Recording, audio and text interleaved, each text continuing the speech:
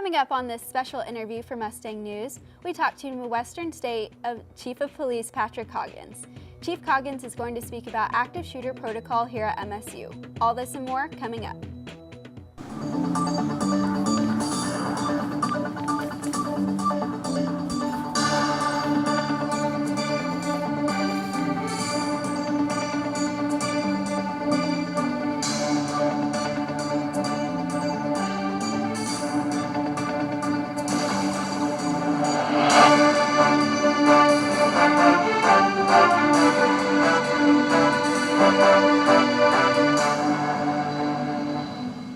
Welcome to this edition of Mustang Corner. I'm Najoni Taranes, and today we have Chief of Police Patrick Coggins. Chief of Police Coggins, we've brought you in today to talk about something that's a sensitive topic, but it's still very relevant today. So on the off chance that we ever have an active shooter situation on campus, what's a basic protocol that students and staff need to follow? Well, thank you for having me here. I really appreciate this opportunity to speak to you about this. And you're right, its relevancy is becoming more relevant. FBI statistics show that in recent years the numbers of these incidents has been increasing.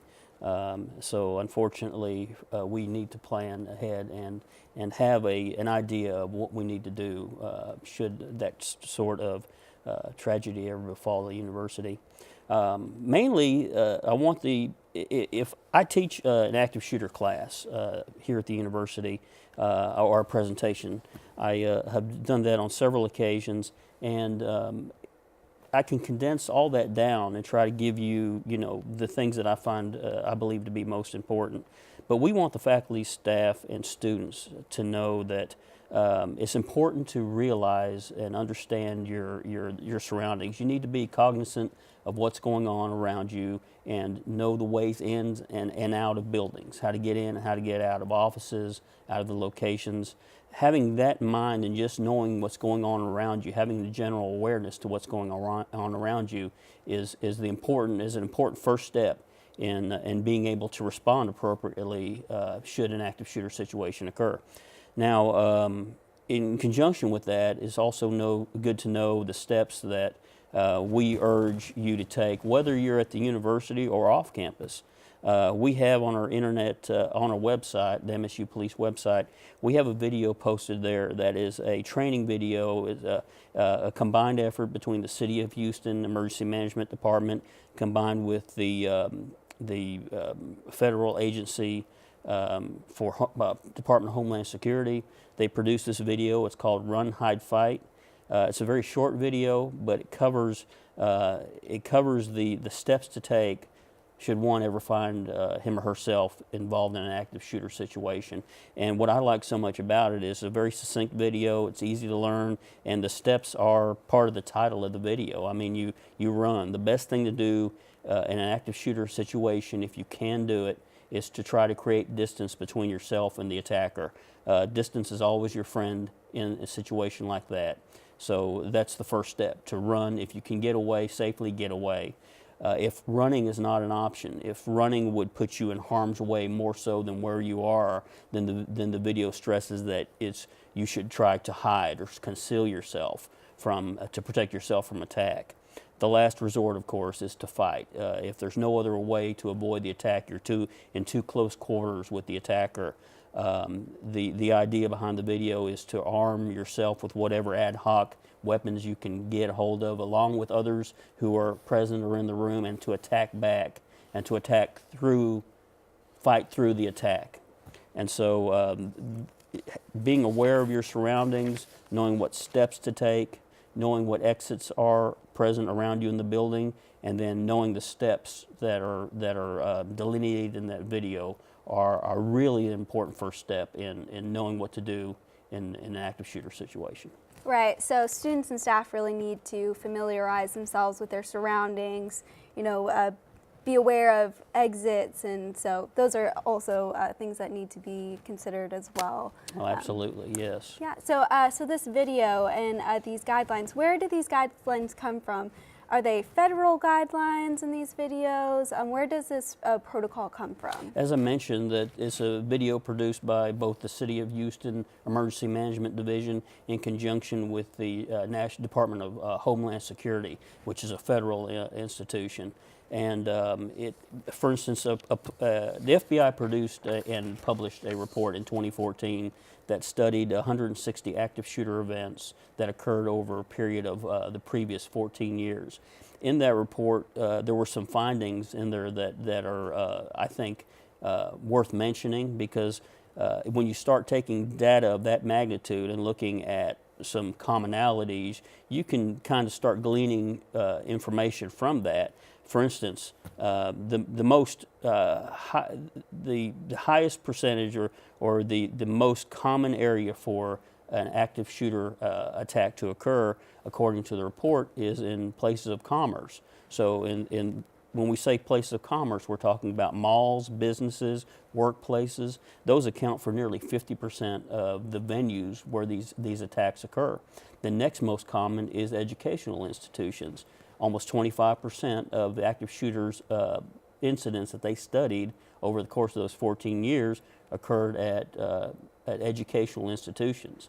Not all at colleges. That includes all levels of school.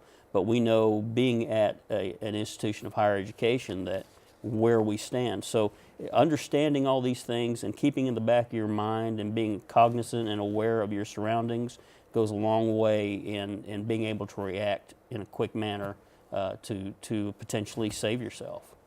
Right, definitely. And so with all these, it seems more and more common every day to see on the news another active shooter situation happening.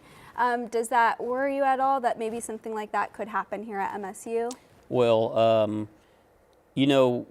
we've seen, as I mentioned, the report, the statistics in the report indicate that these incidents are on the increase. It doesn't take, you can watch the news over the course of a week or several weeks, and you can see these occur pretty often now in our United States. And law enforcement for a long time has had this on their radar as how to establish a protocol for response. Of course, this is a major concern at a university. Despite the size of our university, we're relatively small. Our student population is not that large, but as we've seen, some of these events in the very recent past show that these don't occur at just large venues, large places. There's not a place in America, I think, that is completely off limits or doesn't have to worry to some extent about this happening in their venue. Right, definitely. And is there some type of, let's say a student or staff member here at MSU has information about, a situation that they think could happen? Is there, how can they contact the police department about information like that? Sure, yes. Well, I would say that if a person has information that the police need to know that constitutes an immediate threat to the university, we need to be contacted immediately. We can be reached, our administrative line is 397-4239, and that will put the caller directly through to our dispatch office, which is staffed 24/7, 365. They can always reach us regardless of time of day. And that is really the most efficient way to pass on information to the police if somebody should come across information that we need to know immediately. If the situation or the information is not to the extent that it poses an immediate threat, but makes you feel uneasy, or may be a piece of a puzzle that you just get a gut feeling that something's not right, but it doesn't rise to the level of a threat, we have another option, and that is to file a report with the behavioral intervention team here on campus. That's available through the Student Affairs website. There's a reporting form on there where somebody can go and pass on information that will be looked at by the behavioral intervention team. It's a team of multidisciplinary team of professionals out of several offices here on the university. And the intent of that team is to look at incoming information, try to synthesize it if there's a connection, and to try to prevent situations from happening. That's another way to pass on information if it doesn't rise to the level of an immediate threat. But I want to stress that, based on your question, I want to stress that if the information is such that a person has information of immediate threat coming forward, that needs to go directly to the police department. We need to know about it immediately so we can act on it. Okay, and in a situation like that, when it's, you know, immediate, is there maybe like a code word that, you know, they can call with or ask about? No, there's not really a code word. I'm not sure what circumstance you're asking about. I'm assuming that you're asking if somebody has information and they can pass that on, do they pass it on? If it's an emergency situation, if it's happening now, it's always the best to call 911. 911 brings in the public safety answering point, which is downtown, but we're brought into the loop as well, and 911 is for emergencies. For information that is of a potential threat or a threatening situation that hasn't actually come to fruition yet, that information needs to go immediately to the police department, and that number I gave you before is answered all the time, and that can be reported there. And then if it's information of not necessarily of an immediate threat, but information that needs to be passed on because of behavior that is concerning, then the behavioral intervention team is the best forum to pass that on to.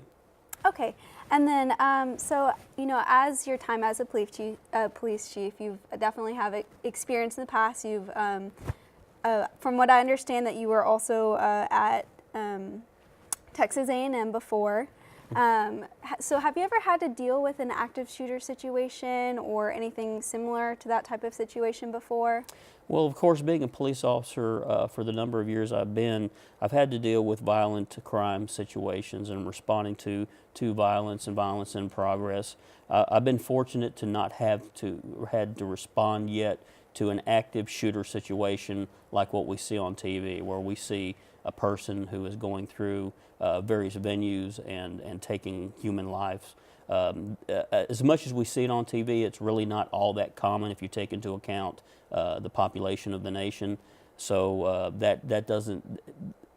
There are not many officers in totality who have had to respond to an actual active shooter situation. But of course, we train in active shooter response protocol.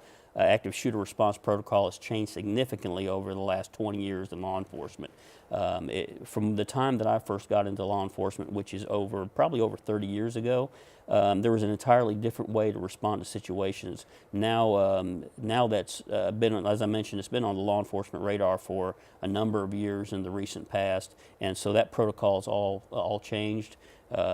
We train in that. We understand protocol. And all our officers here are either trained in a specific response protocol, or, for instance, my two newest officers are being scheduled for attending that training in the near future. Okay, all right. Is there anything else that you would like to add, Chief Coggins? I would like to say I appreciate this opportunity. You know, anytime I can be a part of helping spread the message of prevention, I want to do that. And I would stress that the importance of knowing where you're most vulnerable, and as we talked about, those are places of commerce and places of education, understanding where your exits are and knowing your surroundings, but most of all being cognizant, being aware of what's going on around you. If you have, you know, we all are born with some sort of instinct, an instinct that tells us when something's not right. We shouldn't question that instinct. If we're going about a regular day, if we're going about, you and I doing an interview right now, when we start hearing, if your first gut instinct is that's a gunshot, don't try to suppress that. Act like it's, you know, it's a gunshot. Do the proper thing, and look at that video, because it really is for people on campus as well as their loved ones at home. It's such a short video and it covers so much in that video. I really recommend doing that. And if we can get everybody to do that, sign up for MSU Alert, we'll be moving forward with this. All right, thank you so much. And unfortunately, that's all the time that we're going to have today. Thank you so much for joining us, Chief Coggins. And don't forget to follow us on Instagram and Twitter at MNG Media, and like us on Facebook. For Mustang Corner, I'm Najoni Taranas. Thank you.